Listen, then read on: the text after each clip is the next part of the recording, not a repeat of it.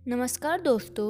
आज मैं इस वीडियो के माध्यम से आपको बताऊंगी कि कर्म क्या है और कर्म किसे कहते हैं। यह महात्मा गौतम बुद्ध के जीवन का एक छोटा सा प्रेरणादायक हिस्सा है। दोस्तों, एक बार महात्मा गौतम बुद्ध के शिष्य ने उनसे पूछा कि कृपया यह बताएं कि कर्म क्या है और कर्म किसे कहते हैं। तो उसके बाद महात्मा गौतम बुद्ध ने अपने शिष्य से कहा कि कर्म को समझने के लिए मैं तुम्हें एक कहानी सुनाता हूँ।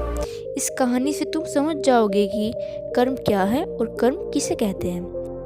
महात्मा गौतम बुद्ध जी कहते हैं, बुलंदशहर का एक राजा था जो अपने मंत्री के साथ घोड़े पर बैठकर अपने राज्य का भ्रमण कर रहा था। राज्य का भ्रमण करने के बाद राजा एक दुकान के पास रुक गया और रुकने के बाद राजा ने अपने मंत्री से कहा कि मंत्री जी, मालूम नहीं क्यों लेकिन मुझे लगता है कि इस दुकानदार को कल के कल फांसी की सज़ा सुना दूं और मुझे इसे मृत्यु दंड देने की इच्छा हो रही है। उसके बाद मंत्री जी राजा से इसका कारण पूछ पाते इससे पहले राजा उससे आगे निकल गए। मंत्री ने इसका कारण पता करने के लिए अगली सुबह भेष बदलकर आम जनता का रूप धारण करके उस दुकानदार के पास पहुंचा।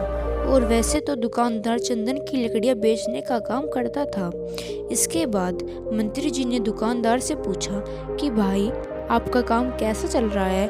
उसके बाद दुकानदार ने कहा, भाई, बहुत ही बुरा हाल चल रहा है। लोग दुकान पर आते तो हैं, चंदन को सूंघते भी हैं, लेकिन फिर खरीदते नहीं हैं। और बताया कि मैं सिर्फ इसी इंतजार में हूँ कि कब हमारे राज्य के राजा की मृत्यु हो जाए और उनके अंतिम संस्कार के लिए मेरी दुकान से बहुत सारी चंदन की लकड़ियाँ खरीद लिए जाए और शायद वहाँ से मेरे चंदन की लकड़ियाँ बेचने का व्यापार में थोड़ी बढ़ोतरी हो जाए और मेरा व्यापार भी अच्छा हो जाए। दोस्तों, इसके बाद मंत्री को सब बात समझ में आ गई कि यही नकारात्मक विचार है जिसने राजा के मन को भी नकारात्मक बना दिया है। वह मंत्री बहुत ही बुद्धिमान और होशियार था, तो इसलिए उसने सोचा कि मैं थोड़ी बहुत इस दुकानदार से चंदन की लकड़ियाँ खरीद लेता हूँ। और उसके बाद उस मंत्री ने उस दुकानदार से पूछा कि क्या मैं आपके दुकान से थोड़ी चंदन की लकड़ियाँ खरीद सकता हूँ। दुकानदार यह सुनकर बहुत खुश हो गया और उसने सोचा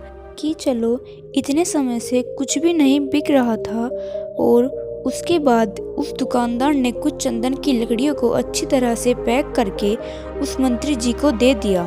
दोस्तों, उसके बाद मंत्री ने अगली सुबह राजा के दरबार में पहुंच गया और उसने राजा से कहा कि राजा, वो जो दुकानदार है ना, उसने कुछ चंदन की लकड़ियाँ आपके लिए तोहफे के रूप में भेजी है। इस बात को सुनकर राजा बहुत खुश हुआ और मन ही मन सोचने लगे कि मैं बेकार ही में उस दुकानदार के बारे में गलत सोच रहा था। और उसने उन चंदन की लकड़ियों को हाथ में ले लिया और उसने उन चंदन की लकड़ियों को बहुत ही अच्छी तरह से सूंघ लिया और उसमें से बहुत ही अच्छी सुगंध आ रही थी। दोस्तों, राजा इससे बहुत ही ज़्यादा खुश हुआ और उसके बाद राजा ने अपने मंत्री के हाथों उस दुकानदार के लिए कुछ सोने के सिक्के भेज दिए।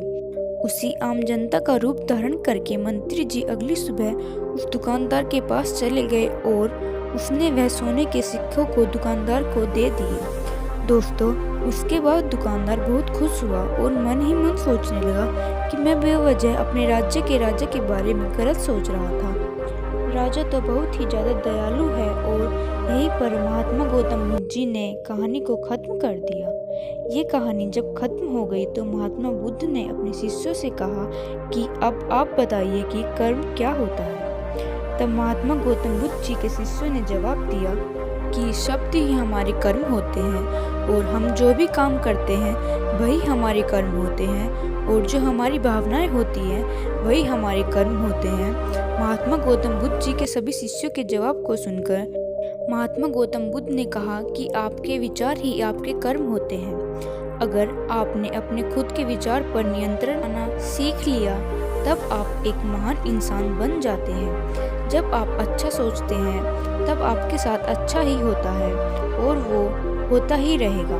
दोस्तों, इसीलिए मैं भी कहना चाहूँगी कि अगर आप अच्छा सोचोगे तो दूसरे लोग भी अपने आप आपके बारे में अच्छा सोचने लग जाएंगे।